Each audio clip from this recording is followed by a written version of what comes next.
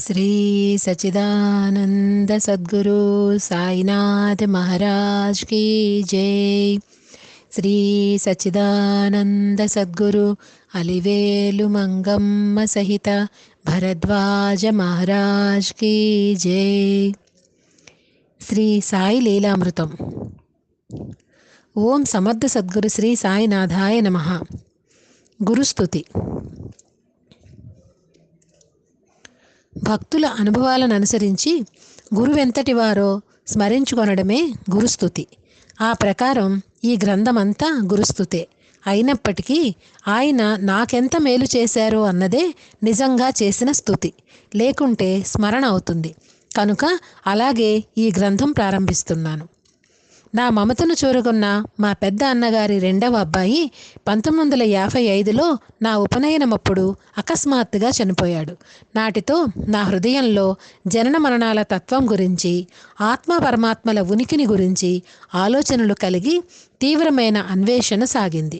చివరకు 1961లో ఒక రోజున ఊరి బయటకు నడుస్తూ ఉండగా నాటి వరకు నేను చదివినవి, ఆలోచించినవి అన్నీ సమన్వయమై ఒకానొక గాఢమైన శాంతి కలిగింది. ప్రధానమైన నా ప్రశ్న ఇక అప్రస్తుతం అనిపించింది. ఫిబ్రవరి 1963లో నా రెండవ అన్నగారు తనకు తోడుగా షిరిడీ రమ్మంటే నాకెట్టి విశ్వాసము లేకపోయినా వెళ్ళాను. ఫిబ్రవరి 8 సాయంత్రం అచ్చటి సమాధి మందిరంలో మేము ప్రవేశించేసరికి ఆరతి జరుగుతోంది. అది చూసి ఏనాడో పరమపదించిన వ్యక్తి మీద ప్రజలకు అంత భక్తి విశ్వాసాలు ఉండడం ఆశ్చర్యం అనిపించింది. ఆరతి అయ్యాక అన్నగారు నాకు అచ్చటి అరుగును చూపి అది బాబా సమాధి అని చెప్పగానే నాకెంతో వెగటు అనిపించింది. ఆ శరీరం ఎంతగా కుళ్ళి ఉంటుందో అని తోచి కడుపులో త్రిప్పినట్లయి వెంటనే గదికి వెళ్ళి అన్నం కూడా తినకుండా నిద్రపోయాను. తెల్లవారి తీవ్రమైన ఆకలితో మెలకువ వచ్చి త్వరగా మద్రాసు హోటల్ కని సమాధి మందిరం మీదుగా వెళుతున్నాను. ఆరతి, అభిషేకం అయిపోయాయి కాబోలు అక్కడ పూజారులు తప్ప మరెవ్వరూ లేరు. జీవకళతో కళకళలాడుతున్న అచ్చటి విగ్రహాన్ని మాత్రం మరొక్కసారి చూడాలనిపించింది. మందిరంలోకి వెళ్ళాను. ఆ విగ్రహంలోని బాబా ముఖం చూస్తుంటే అందులోని సాయి చూపు అంతర్ముఖమై ఏదో అతీతమైన స్థితిలో ఉన్నట్లు తోచింది. ఆ స్థితిలో ఆయనకు తన నుండి వేరుగా ఈ సృష్టి ఉన్నట్లు తోచి ఉండదని, విశ్వమంతా ఏ మహత్తర చైతన్యంలో సంకల్పమాత్రంగా ఉన్నదో దానితో ఆయన తాదాత్మ్యం చెంది ఉన్నారని అనిపించింది. ఇది కేవలం భావంగా కాక ఒక అనిర్వచనీయమైన అనుభవంగా నా హృదయాన్ని కబళించింది. నా చుట్టూ, నా లోపల ఏమి జరుగుతున్నదో తెలియలేదు. అలా ఎంతసేపు గడిచిందో తెలియలేదు. కొంతసేపటికి త్రుళ్ళిపడి లేచాను. మా అన్నగారు నా వీపు తట్టి భోజనానికి రమ్మంటున్నారు. ఆ స్థితిలో నుండి మేల్కొనడం ఎంతో బాధనిపించింది. టైం చూస్తే నేనక్కడికి వచ్చి సుమారు 5 గంటలయింది. అంతసేపు నేను నిలబడి విగ్రహాన్ని చూస్తున్నాను అనుకున్నాను. నిజానికి కూర్చుని ఉన్నాను. కళ్ళు మూతపడి ఉన్నాయి. భోజనానికి వెళుతూ ఉంటే కలలో నడుస్తున్నట్లుంది. గాఢ నిద్రలో లేపితే తిరిగి మనస్సు నిద్రలోకి మళ్ళినట్లు నా మనస్సు అప్రయత్నంగా నిరామయమవుతోంది. వస్తువులను గుర్తించాలన్నా, యోచించాలన్నా ఎంతో ప్రయత్నం చేయవలసి వస్తోంది. ఇల్లు చేరి కొద్ది నెలలు గడిచినా నా స్థితి అలానే ఉండిపోయింది. గాఢమైన శాంతి ఆనందాలతో రోజులు, నెలలు క్షణాల్లా గడిచిపోయేవి. జగత్తంతా చైతన్యమయంగా తోచేది. దాని వలన నా ఉద్యోగ విధులు దెబ్బతినకుండా కొన్ని ఆటలు నేర్చుకుని ఆడుతూ ఉండేవాణ్ణి. నా శరీర తత్వంలో కూడా ఎంతో మార్పు వచ్చింది. దృఢమైన ఆరోగ్యం కలిగింది. ఎంత తింటే అంత అరిగేది. ఏమీ తినకున్నా నీరసము, ఆకలి ఉండేది కాదు. ఎప్పుడు పడుకున్నా గాఢంగా నిద్ర పట్టేది. కొన్ని రోజులు నిద్ర లేకపోయినా కళ్ళు మంటలు, ఆవలింతలు ఉండేవి కాదు. ఎటువంటి ఆధ్యాత్మికమైన ప్రశ్న వచ్చినా త్రుటిలో సమాధానం స్ఫురించేది. ఎవరినైనా చూడాలనిపిస్తే త్వరలో వారే రావడం జరిగేది. ఇతరుల గురించి సామాన్యంగా తెలియడానికి వీలులేని అంశాలు అకస్మాత్తుగా నా మనస్సులో మెరిసేవి. నా పరిచయస్తులందరూ నా దగ్గర తమకెంతో శాంతిగా ఉంటుంది అనేవారు. క్రమంగా నాకు అయ్యో బాబాను సశరీరంగా చూడలేకపోయానే, కనీసం ఇప్పుడున్న పూర్ణ పురుషులనైనా చూస్తే బావుండు అనిపించసాగింది. షిరిడీ వెళ్ళినప్పుడు బాబాను అలానే ప్రార్థించాను. అప్పటి నుండి ఆయన నా ప్రార్థన మన్నిస్తూనే ఉన్నారు. ఆయన దయవల్లన శ్రీ రంగన్న బాబు గారు, శ్రీ పాకల్పాటి గురువు గారు, శ్రీ రాఖాడీ బాబా, శ్రీ సత్యసాయి బాబా, శ్రీ ముమ్మిడివరం బాలయోగి, శ్రీ కంచి కామకోటి పీఠాధిపతి పెద్దవారు, శ్రీ ఆనందమాయి, శ్రీ అఖండానంద సరస్వతి, చీరాల, కడప, కాళహస్తులలో నివసించిన అవధూతలు, శ్రీ చివటమమ్మ, శ్రీ అనసూయ మాత, శ్రీ పోండీ స్వామి, శ్రీ గులాబ్ బాబా, ఇలా ఇంకెందరో వారి దర్శన ఆశీస్సులు నాకు అనుగ్రహించారు. విశేషమేమిటంటే వీరిలో ప్రతి ఒక్కరూ నేను సకల సిద్ధ స్వరూపమైన శ్రీ సాయిని స్మరించాకనే తమ విశేషమైన కృప నాపై చూపారు. వివరాలు నేను దర్శించిన మహాత్ములు 1-2 వీటిలో చూడవచ్చు. నేను ఉద్యోగరీత్యా విద్యానగర్ వచ్చాక నాకక్కడ సత్సంగం ప్రసాదించమని రోజూ బాబాను ప్రార్థించేవాణ్ణి. ఒక క్రైస్తవ విద్యార్థి నేను సాయిని పూజించడం తప్పు అని వాదించడంతో చర్చ ప్రారంభమై కొన్ని రోజులు కొనసాగింది. నానాటికి అందులో పాల్గొనేవారి సంఖ్య పెరిగి ఒక భక్త బృందంగా ఏర్పడి ప్రతి గురువారము శ్రీ సాయిబాబా జీవిత చరిత్ర వినిపించడము, భజన ప్రారంభమయ్యాయి. ఆ సత్సంగం 12 సంవత్సరాలు ఆ ఇంట్లోనే అవిచ్ఛిన్నంగా జరిగింది. శ్రీ గురు చరిత్ర, శ్రీ సాయిబాబా జీవిత చరిత్ర పారాయణ చేస్తూ భజన సత్సంగం చేస్తూ ఉంటే ఎందరికో సిద్ధపురుషుల దర్శనము, ఆశీస్సులు లభిస్తాయి. ఉదాహరణకు 1971లో ఒకరోజు గుంటూరులో శ్రీ రంగన్న బాబు గారిని దర్శించాను. ఆయనకు శ్రీరాముని నిత్య సాక్షాత్కారం ఉండేది. వారి సన్నిధిలో కొంతసేపు ఉన్నాక నాతో విద్యానగర్ రమ్మని కోరాను. శ్రీరాముడు అనుమతించరని, ఆయన అనుమతిస్తే గాని తాము రాలేమని బాబుగారు చెప్పారు. సకల సాధు స్వరూపమైన శ్రీ సాయిని వేడుకున్నాను. 3వ రోజున శ్రీరాముడు ఆయనను విద్యానగర్ వెళ్ళి అక్కడ భజన చేస్తున్న పిల్లలను ఆశీర్వదించి రమ్మన్నారు. ఆయన వచ్చి 2 రోజులుండి అందర్నీ ఆశీర్వదించారు. అక్కడ ఒక స్థలం చూపి అందులో గొప్ప మందిరము, ఆశ్రమము ఏర్పడతాయని, దానిని ఎందరో మహాత్ములు సందర్శిస్తూ ఉంటారని, అక్కడ నిరంతరము యజ్ఞయాగాలు జరుగుతాయని బాబుగారు చెప్పారు. అవన్నీ ఈనాటికి నిజమైనాయి. మందిర నిర్మాణం జరుగుతూ ఉండగా శ్రీ అవధూత వెంకయ్య స్వామి వారికై వారే వచ్చి మందిరంలో 3.5 రోజులుండి విగ్రహం ప్రతిష్ఠించేందుకు నిర్మించిన అరుగు మీద తమ నిత్యాగ్నిని నిర్వహించారు. మందిరం ఎంతో బాగుందని, చిరకాలం గొప్పగా జరుగుతుందని, తాము అక్కడ 21 కోట్లు చెల్లించినదే పైవాళ్లు అంటే దేవతలో లేక మహాత్ములో గాని తమను కదలనివ్వరని చెప్పారు. మందిర నిర్మాణం అయ్యాక శ్రీ అవధూత రామిరెడ్డి గారు అనే మహనీయులు కూడా ఆ మందిరానికి వచ్చి వెళ్ళారు. శ్రీ సాయినాథుని అనుగ్రహం 1963లో చవిచూచాక అంతవరకు ఉన్న భగవంతుడు ఉన్నాడా లేడా అనే ప్రశ్న అప్రస్తుతము అనే భావం తొలగి భగవంతుడు ఉన్నాడు అన్న నిశ్చయం ఏర్పడింది. అంతవరకు అన్వేషణలో భాగంగా చదివిన విజ్ఞాన శాస్త్రమంతా భగవంతుడు ఉన్నాడన్న నిరూపణగా రూపొందింది. శ్రీ సాయి చరిత్ర పరిశోధించిన కొద్దీ భగవంతుడు బాబా వంటి సద్గురు రూపంలో భూమి మీద అవతరిస్తూ ఉంటాడన్న విశ్వాసం కూడా కలిగింది. కానీ ఒకే భగవంతుని గురించి, ఆయనను చేరుకునే మార్గం గురించి చెప్పే మతాలు ఇన్ని రకాలుగా ఎందుకు ఏర్పడ్డాయి అన్న ప్రశ్న నన్ను వేధిస్తూ ఉండేది. నిజంగా మతాలలో భేదం ఉన్నదా, లేక అది ప్రజల యొక్క అవగాహనలోని లోపమా?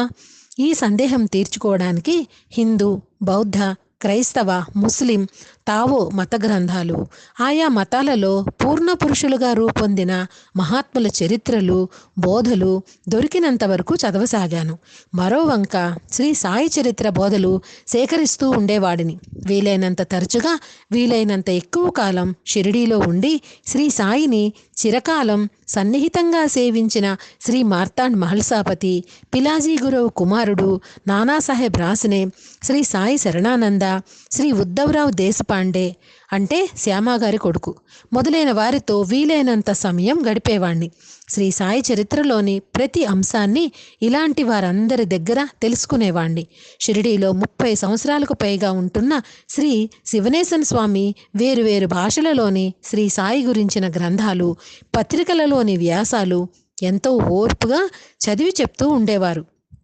వేరువేరు ప్రాంతాల నుండి శ్రీ సాయిని ప్రత్యక్షంగా సేవించిన కుటుంబాల వారు వచ్చినప్పుడు పరిచయం చేసి వారి నుండి విశేషాలు సేకరించే అవకాశం కల్పిస్తూ ఉండేవారు.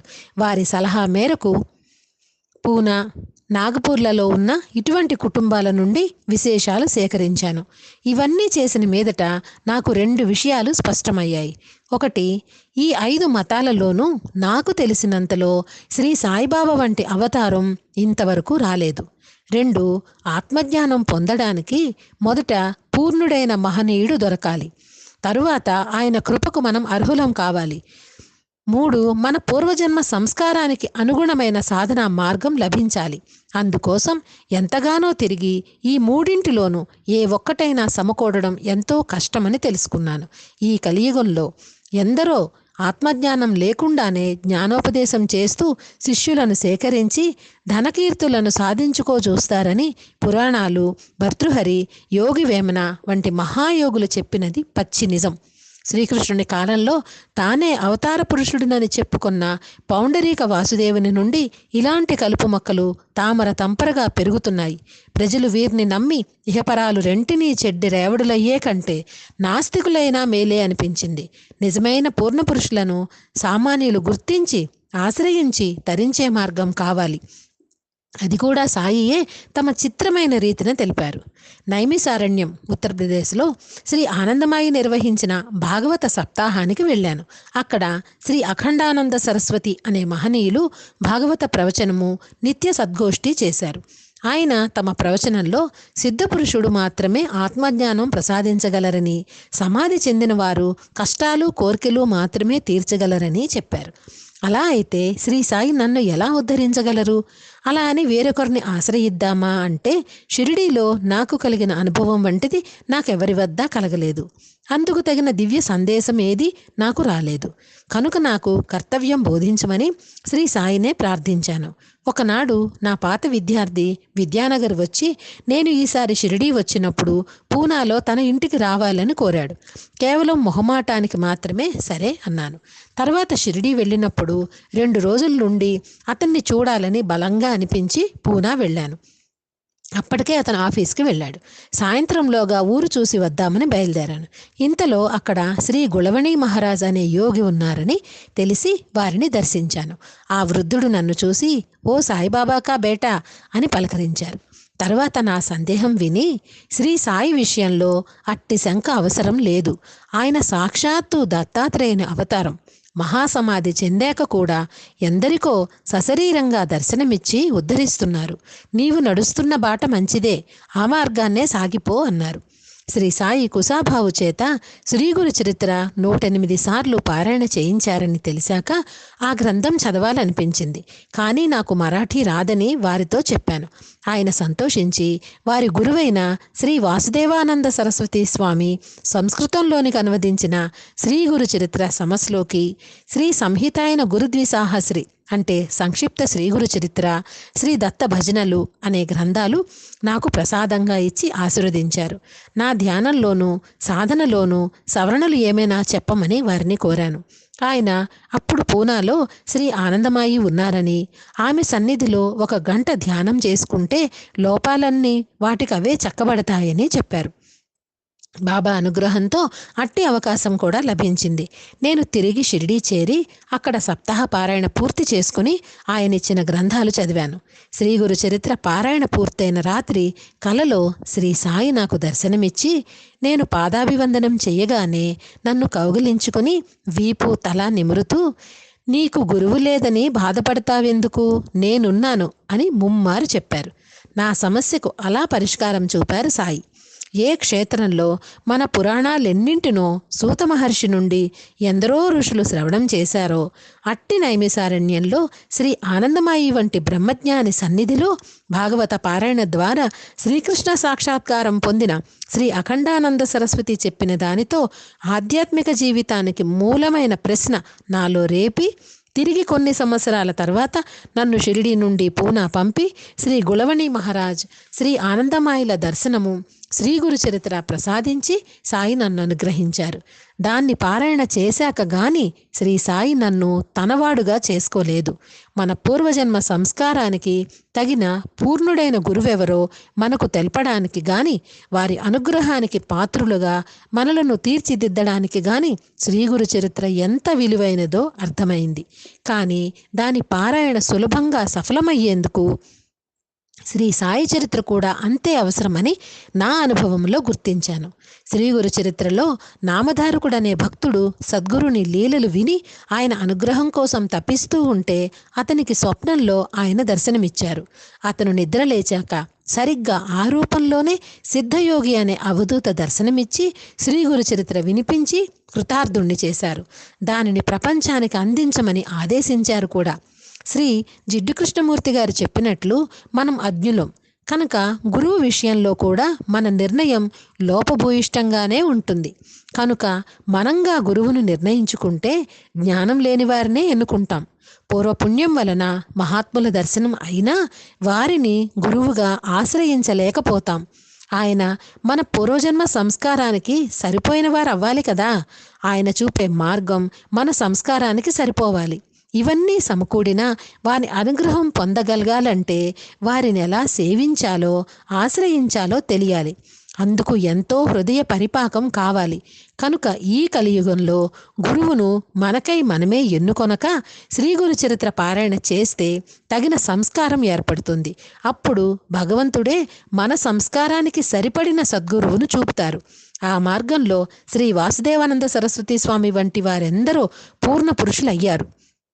శ్రీ గురు చరిత్ర కూడా ఇందుకు ఉపకరిస్తుందని ఈ గ్రంథంలో ఒకరి అనుభవం తెలుపుతుంది. అంతేకాదు, శ్రీ గురు చరిత్రలో నామధారకునిలా సమాధి చెందిన పూర్ణ పురుషుణ్ణి ఆశ్రయించి వారి అనుగ్రహంతో శ్రీ గురు చరిత్ర పారాయణ చేయడం సిసలైన పద్ధతి. ఇస్లాంలోని సూఫీ సాంప్రదాయం కూడా ఇలానే చెప్తుంది. ఏనాడో అంతర్ధానమైన రెండవ దత్తావతారమైన శ్రీగురుని ఆశ్రయించుకుని శ్రీ గురు చరిత్ర పారాయణ ద్వారా భగవంతుని ఆదేశం పొందాకనే ఆయన చూపిన సద్గురువును ఆశ్రయించడం ఒక్కటే ఈ కాలంలో భద్రమైన మార్గం. మనం ఈనాడు పూర్ణ దత్తావతారమైన శ్రీ సాయిబాబాను ఆశ్రయించి ఆయన చరిత్ర పారాయణ చేశాక శ్రీ గురు చరిత్ర కూడా పారాయణ చేస్తూ ఉండడం ఎంతో శ్రేయస్కరం. సాయిబాబా సూక్ష్మంగా మాత్రమే చెప్పిన ఎన్నో అంశాలకు వివరణ శ్రీ గురు చరిత్రలోనూ, శ్రీ గురు చరిత్రలో మనకు పూర్తిగా అర్థం కాని అంశాలకు ఈ శ్రీ సాయి లీలామృతం అంటే శ్రీ సాయిబాబా జీవిత చరిత్రలోనూ లభిస్తాయి. జాగ్రత్తగా చదివితే శ్రీ సాయి ప్రబోధామృతము, శ్రీ సాయి సన్నిధి అనే గ్రంథాలలో ఈ రెండిటికీ గల సమన్వయం భక్తుల అనుభవాలలోనూ సాయి చేసిన బోధనలోనూ మనకు ఆచరణ యోగ్యం లభిస్తుంది. ఇవి నేను వ్రాసినవి కనుక ఇలా అనడం లేదు. శ్రీ సాయి చరిత్రను, బోధలను ఆయన చెప్పిన రీతిని అధ్యయనం చేస్తే ఆయన చెప్పిన ప్రకారం లభించిన వెలలేని ఆణిముత్యాలను వారి ఆదేశం మేరకు మీతో పంచుకుంటున్నాను.